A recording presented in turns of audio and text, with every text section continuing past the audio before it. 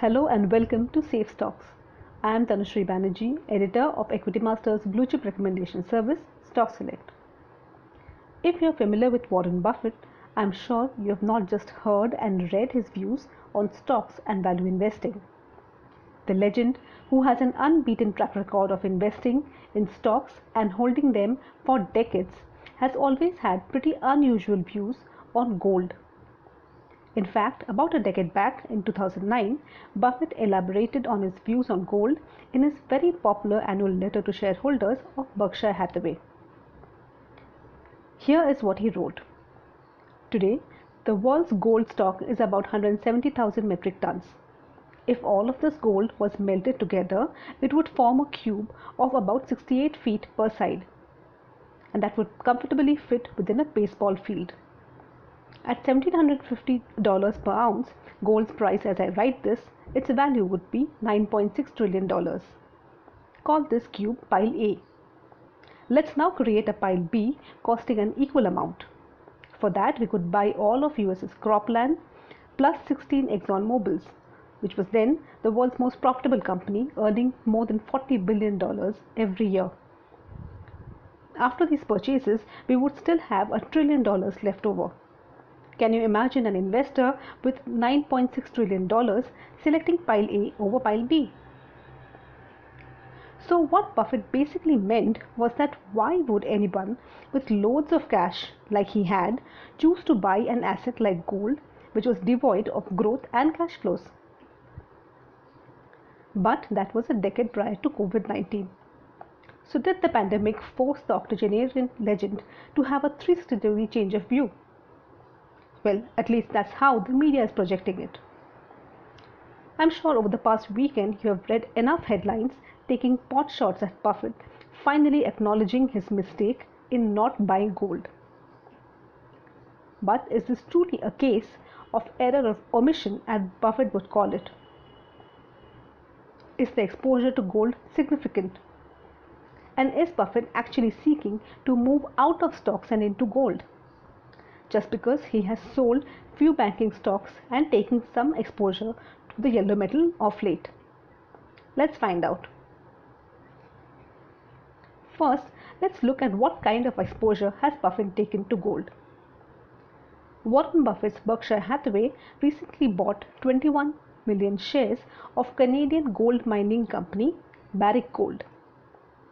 Barrick has gold and copper mining operations and projects in 13 countries in North and South America, Africa, Papua New Guinea, and Saudi Arabia. Now, Buffett's critics are forgetting Berkshire Hathaway's exposure to Barrick Gold is less than 0.2% of its equity capital.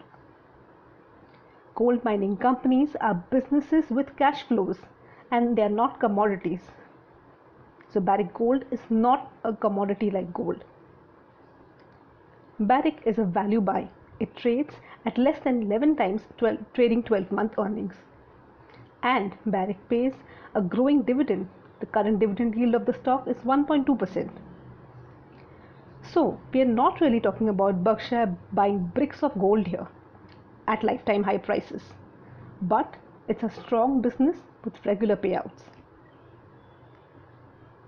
But the question remains, has Buffett been wrong all these years about his view on gold? Well, let's put it in the Indian context and see how gold has performed vis-a-vis the Census in the past 3 decades, since 1991.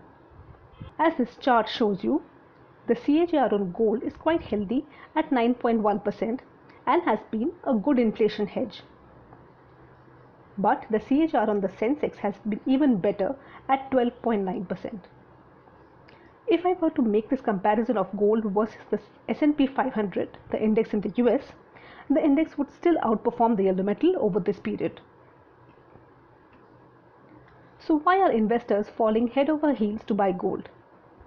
Well, that's what we analysts call the recency bias. A recent outperformance of a stock tends to influence investors to have a very positive outlook on it. And over the past 11 months, gold has outperformed stocks by almost 50%. Had you invested rupees 100 in Census in October 19, you would have fetched 105 rupees in August 2020. And had you invested 100 rupees in gold in October 19, that would have fetched to 144 rupees in August 2020. So what's the outlook here on? Is this the time to move out of stocks and take an unprecedented exposure to gold? For that, let's look at the Census to gold ratio. This ratio has had an average of 0.94x over the past 3 decades and is currently below this average, which means the chances of Census outperforming gold in the near future are significantly higher at the current level. So what should you do about your asset allocation?